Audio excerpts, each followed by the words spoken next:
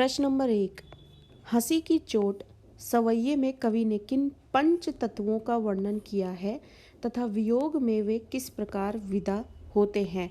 अब जैसा कि हंसी की चोट सवैया हमने पढ़ा और उसमें ये बताया गया है कि किस तरीके से जो गोपी हैं वो श्री कृष्ण के वियोग में किस तरीके से उन्हें समस्याएं हो रही हैं, उस पीड़ा को वो झेल रही हैं और उस पीड़ा को झेलने से वो पंच तत्व जो हैं वो सब के सब पंच तत्व उनका वर्णन किया जाता है और किस तरीके से वो सभी के सभी आकाश के अलावा सभी तत्व जो है वह विलीन होते जा रहे हैं उसका वर्णन किया गया है।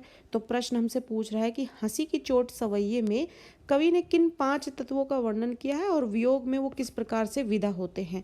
तो हंसी की चोट में इन 5 तत्वों यानी कि आकाश, अग्नि, वायु, भूमि तथा जल, तो ये 5 तत्व होते हैं जिनकी चर्चा की गई है। अब ये 5 तत्व किस तरीके से गोपियों के विरह में विलीन होते चले जा रहे हैं, विदा होते चले जा रहे हैं। तो गोपी द्वारा तेज तेज जब सांस ली जाती है तो तेज तेज सांस लेने और छोड़ने से वायु तत्व जो है वो चला गया है। अत्यधिक रोने की वजह से जल तत्व जो है वो आंसुओं के रूप में विदा हो गया है और तन में व्याप्त जो गर्मी है उसके जाने से अग्नि तत्व समाप्त हो गया है और वियोग में कमजोर होने के कारण भूमि तत्व चला गया है। तो ये चारों के चारों तत्व जो है वो विरह की पीड़ा के साथ साथ विदा होते चले जा रहे हैं और इससे सिर्फ आकाश तत्व जो है वो रह गया है। बाकी जो 4 तत्व हैं वो तत्व सभी के सभी विरह की पीड़ा के साथ साथ विदा होते चले जा रहे हैं। प्रश्न नंबर 2 लेते हैं। हंसी की चोट सवैये की अंतिम जो पंक्ति है उसमें यमक और अनुप्रास का प्रयोग करके कवि क्या मर्म अभिव्यंजित करना चाहता है। मर्म यानी कि कौन सा गहरा विचार जिससे कोई बात समझ में आती है, कोई संदेश मिलता है या गहरी बात की जाती है, अभिव्यंजित करना चाहता है, प्रकट करना चाहता है, पेश करना चाहता है।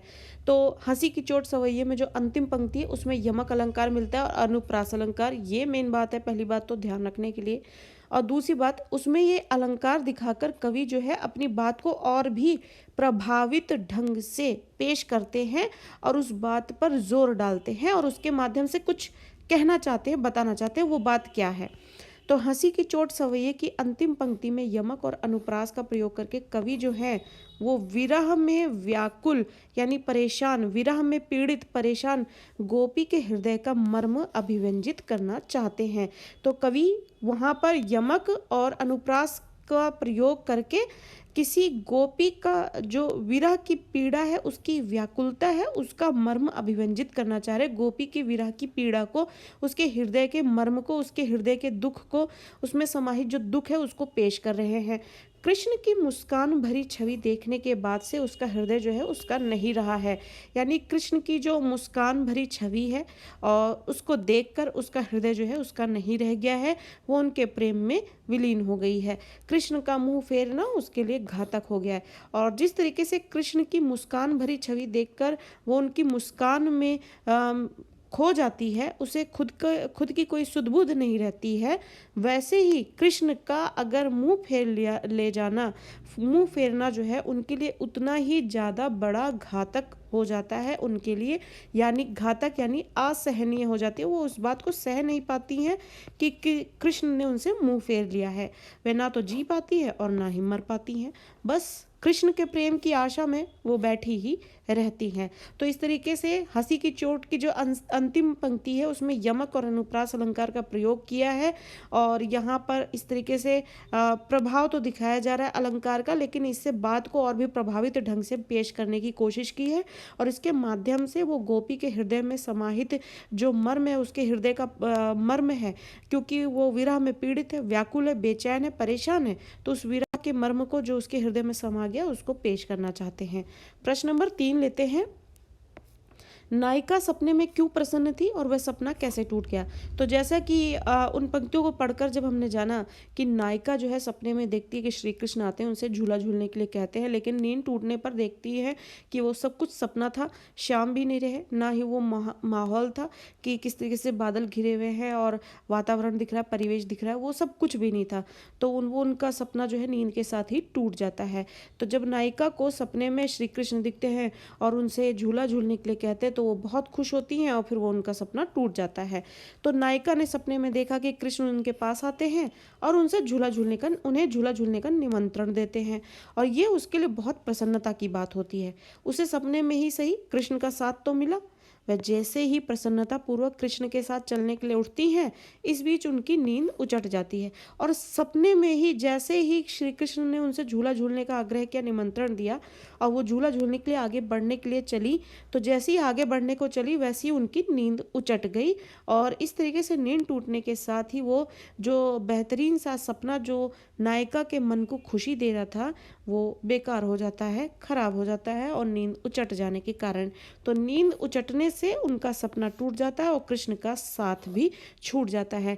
तो नींद टूटने के साथ और सपना टूटने के साथ ही कृष्ण का साथ भी छूटता हुआ यहाँ पर दिखाया गया है। प्रश्न नंबर 4, सपना जो कवित्त है उसका भाव सौंदर्य हमें लिखना है। तो सपना कवित्त का भाव सौंदर्य क्या है? सपना कवित्त के भाव सौंदर्य में संयोग अवस्था, जब सपने में होती है नायिका तो वो संयोग अवस्था में होती हैं, क्योंकि वहाँ पे उनके साथ श्री कृष्ण होते हैं, और साथ ही जो कि बाद में वियोग में बदल जाता है, क्योंकि नींद टूटने के साथ, सपना टूटने के साथ ही कृष्ण का साथ भी छूट जाता है, अर्थात मिलन का वियोग में बदलना इसके सौंदर्य को निखार देता है। पहले सपने में श्री कृष्ण से मिलन होना और उसके बाद नींद टूटने के साथ ही उनसे वियोग हो जाना, वो इस कवित्व के सौंदर्य को निखारता है। ऐसा अनूठा अनूठा यानी अनोखा संगम, मिलन कम देखने को मिलता है। सपने में नायिका कृष्ण का साथ पाती हैं, वह जैसे ही साथ को और आगे तक ले जाना चाहती है, नींद खुलने के कारण साथ छूट जाता है, और सपना टूटने से कृष्ण का साथ भी छूट जाता है और वे दुखी हो जाती हैं। अनुप्रास तथा पुनरुक्ति प्रकाश अलंकार के प्रयोग को देखकर अब आप देखेंगे कि ये जो कविता है इसमें अनुप्रास अलंकार आपको बहुत दिखेंगे और पुनरुक्ति प्रकाश अलंकार मिलेगा। पुनरुक्ति प्रकाश अलंकार क्या होता है? जैसे कि कभी कभी मैंने शब्द लिख दिया और एक ही कवि की जरूरत थी, लेकिन यहाँ पर एक खाली सिर्फ एक लय, ताल और कवित्व को अच्छा बेहतरीन दिखाने के लिए कि लय बना रहे उसके लिए लगा लिया है, कोई उसकी खास जरूरत नहीं थी, तो ये पुनरुक्ति प्रकाश अलंकार है। तो ऐसे प्रयोग को देखकर सपना कवित्व में कवि के शिल्प सौंदर्य की अद्भुत क्षमता का पता चलता है। तो इससे कवि के यहाँ पर इस कवित्व में अनुप्रास और पुनरुक्ति प्रकाश अलंकार का प्रयोग होने की वजह से, भावों को अच्छे से प्रकट करने की वजह से, और यहाँ पर संयोग अवस्था का वियोग में बदल जाने का जो अनूठा संगम दिखाया गया है, वो उसका सौंदर्य जो निखर कर आता है, ये सब देखकर कवि के शिल्प सौंदर्य की अद्भुत क्षमता का पता चलता है। इसने कवित्व के भाव सौंदर्य को निखारने में सोने पर सुहागा जैसा काम किया है। प्रश्न नंबर 5 लेते हैं। प्रश्न नंबर 5 बोलता है, दरबार सवैये में किस प्रकार के वातावरण का वर्णन किया गया है? अब जो दरबार सवैया है उसमें क्या बताया गया, कौन से वातावरण का? ऑब्वियस सी बात है, दरबार सवैये में जैसा कि बताया गया है कि राजा जो है किस तरीके की हो गई है और प्रजा किस तरीके की हो गई है, और इसकी वजह से किस तरीके से जो माहौल है वो बिगड़ता चला जा रहा है। तो दरबार सवैये को पढ़कर ही पता चलता है कि दरबार सवैये को पढ़कर ही पता चलता है कि इसमें दरबार के विषय में कहा गया है, और उस समय दरबार में कला की कमी हो गई थी, भोग तथा विलास दरबार की पहचान बनती जा रही थी, और कर्म का अभाव दरबारियों में था। कर्म यानी काम बहुत कम हो रहा था, जो लोगों के फर्ज थे, कर्तव्य थे, वो लोग भूलते जा रहे थे, और दरबार में कला की कमी हो गई थी, और भोग विलास ने जगह बना ली थी कि जहाँ पर राजा सिर्फ अपने भोग और विलास में ही डूबा रहता था, और जो प्रजा है उसको भी कोई होश नहीं है, जो जैसे मन में आ रहा है वैसे वो चल रहा है। दरबार की हालात जो है बहुत बिगड़े हुए थे। तो इस तरीके से कर्म का अभाव और कला की कमी और भोग विलास का बढ़ना जो है इसकी पहचान बनती जा रही थी, और जिससे सब कुछ बेकार होता चला जा रहा था, पूरा माहौल वातावरण खराब होता जा रहा था। प्रश्न नंबर 6 लेते हैं। दरबार में गुण, ग्राहकता और कला की परख को किस प्रकार अनदेखा किया जा रहा था? यानी अच्छे गुणों वाले जो लोग, अच्छे कामकाजी जो लोग होते हैं, जिनमें कला होती है, कौशल होता है, और कला की परख जो है उसको अनदेखा किया जाने लग गया। तो किस प्रकार से उसे अनदेखा किया जा रहा था? दरबार में गुण, ग्राहकता और कला की परख को चाटुकारों ने, चाटुकार यानी जो चापलूसी है करने में अपना समय व्यतीत करते हैं, अपना काम निकालते हैं। उन चाटुकारों की बातें सुनकर अनदेखा किया गया, यानी जो लोग काम बिगाड़ना चाहते हैं वो चाटुकारिता करके, चापलूसी करके अपने बहकावे में ले आते हैं, बातों में ले आते हैं, और इससे जो कला है और जो गुण ग्राहकता है उसकी पहचान परख खत्म हो जाती है, और उसको उसकी वैल्यू भी खत्म कर दी जाती है। यही कारण है कि वहाँ पर कला को अनदेखा किया जाता है और कला की परख करना तो उन्हें आता ही नहीं है। चाटुकारों द्वारा की गई चापलूसी से भरी कविताओं को मान मिलता है और राजा तथा दरबारी भोग विलास के कारण अंधे बन गए हैं। ऐसे वातावरण में कला का कोई महत्व ही नहीं रह गया। अब राजा और जो उसके दरबारी है वो सब भोग विलास में डूबे हैं, उनको इस सबसे क्या मतलब है, और इस तरीके से कला की पहचान और उसकी वैल्यू जो है वो खत्म होती चली जा रही है, और इस तरीके से जो राजा और दरबारी हैं वो अंधे होते चले जा रहे हैं भोग विलास में। प्रश्न नंबर 7 लेते हैं, आशय स्पष्ट करना है। हेरी हियो चू लियो हरिजू हरी, इसका यहाँ पर अर्थ है कि कृष्ण ने मुस्कुराहट भरी दृष्टि से गोपी का हृदय हर लिया है, और जब उन्होंने गोपी से दृष्टि फेर ली तो वे दुखी हो गई हैं। तो पहले तो उन्होंने अपनी मुस्कुराहट भरी दृष्टि से गोपी का हृदय हर लिया, और उसके बाद उन्होंने गोपी से अपनी दृष्टि ही फेर ली। तो हेरी हियो चू लियो हरी जू हरी, तो मतलब यहाँ पर हरि ने पहले तो हृदय को चुरा लिया, और उसके बाद अपनी मुस्कुराहट से हृदय को चुरा लिया, और उसके बाद हरि ने ही अपना मुंह मोड़ लिया। दूसरी तरफ यहाँ पे दूसरी जो पंक्ति है, सोए गए भाग मेरे जानी व जगन में, यानी गोपी कृष्ण से मिलन का सपना देख रही थी। कृष्ण ने उसे अपने साथ झूला झूलने का निमंत्रण दिया, और वह इससे प्रसन्न थी। कृष्ण के साथ जाने के लिए वह उठने ही वाली थी कि उसकी नींद टूट जाती है, और इस विषय पर वो कहती है कि उसका जागना उसके भाग्य को सुला गया। यानी जैसे ही वो जगी सपना टूट गया, और सपना टूटने से क्या हुआ कि वो सपने में कृष्ण से जो मिल रही थी उनके साथ झूला झूलने जा रही थी, वो भी टूट गया और सपना, और इस तरीके से वो अपने भाग्य को सोया हुआ मानने लग जाती हैं। अर्थात उसके नींद से जागने के कारण कृष्ण का साथ छूट गया, और कृष्ण का साथ छूटने का मतलब सोया हुआ भाग्य, और ये जागना उसके लिए दुर्भाग्य के समान हो गया। तो सोए गए भाग मेरे, यानी कि वो दुर्भाग्य है उसका जानी व जगन में, जब वो जाग जाती है तो। और अगली पंक्ति है हमारी, वेई छाई बूंदे मेरे आंसू हैं दृगन में, यानी प्रस्तुत पंक्ति में बादल द्वारा बरसाई बूंदे आंखों से आंसू के रूप में गिर रही हैं। यानी बादलों से जो बरसात हो रही है, बूंदे गिर रही हैं, वो आंखों में आंसू बनकर गिर रही हैं, और भाव यह है कि आकाश में बादल छाए हैं और रिमझिम बूंदे पड़ रही हैं। वेई छाई बूंदे मेरे आंसू हैं दृगन में, जो बूंदे बरस रही हैं बादलों से वो मेरे आंखों में आंसू बनकर गिर रहे हैं। अगली पंक्ति है, साहिब अंध मुसाहिब मूक सभा बहिरी।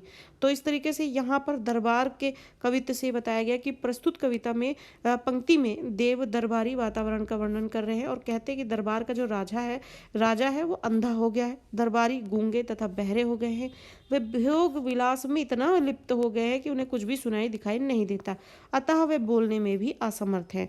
तो इसलिए साहिब अंध, मसाहिब मूक है, और सभा जो है वो गूंगी बहरी हो गई है, और इस तरीके से सारा माहौल जो है वो बेकार हो गया है, गड़बड़ा गया है। प्रश्न नंबर 8 लेते हैं, देव ने दरबारी चटुकारिता और दंभपूर्ण यानी अभिमान यानी घमंडपूर्ण वातावरण पर किस प्रकार का व्यंग्य किया है। देव ने दरबार के दंभपूर्ण वातावरण का वर्णन करते हुए बताया है कि दरबार में राजा तथा लोग भोग विलास में लिप्त है, यानी कि उसी में मगन है।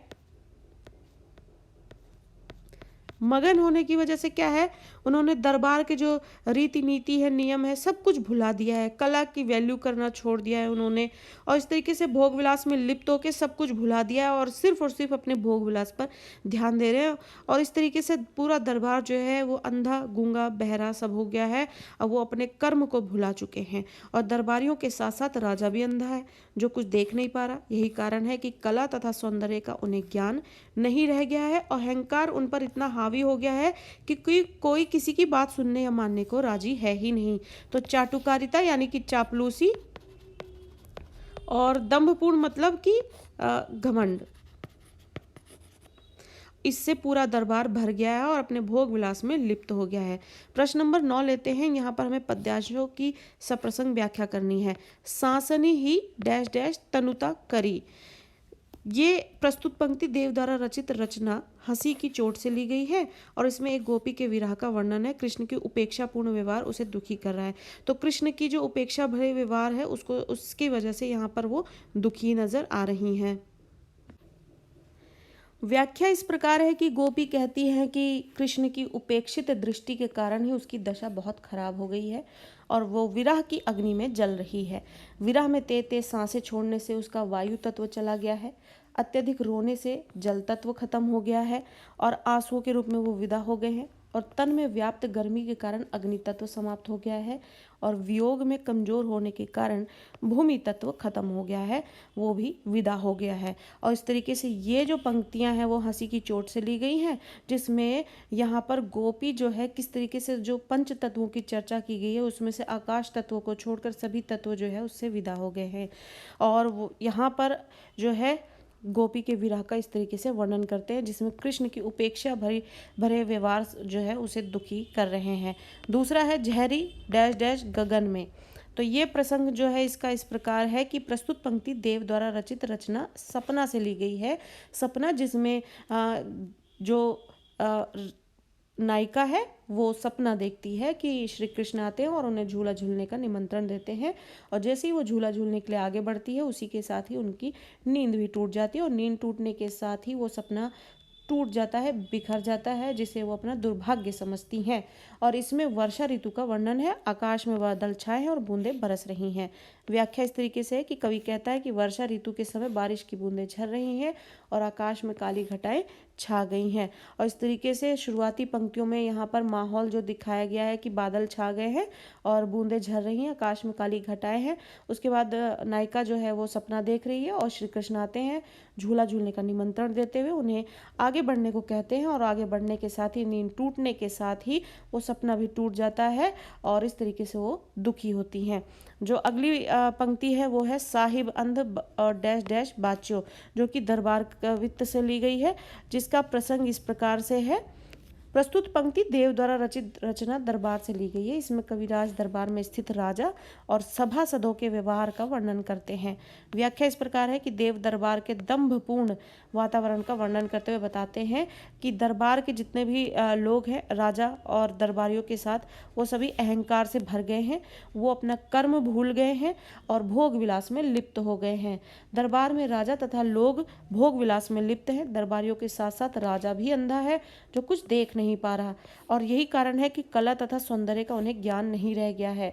दरबारियों पर अहंकार इतना हावी है कि कोई किसी की बात सुनने या मानने को राजी नहीं है और भोग विलास ने सबको अकर्मण्य बना दिया है, यानी कर्मठता जो है उनमें खत्म हो गई। कर्म कोई भी नहीं कर रहा है, सिर्फ भोग विलास में सभी लिप्त हैं।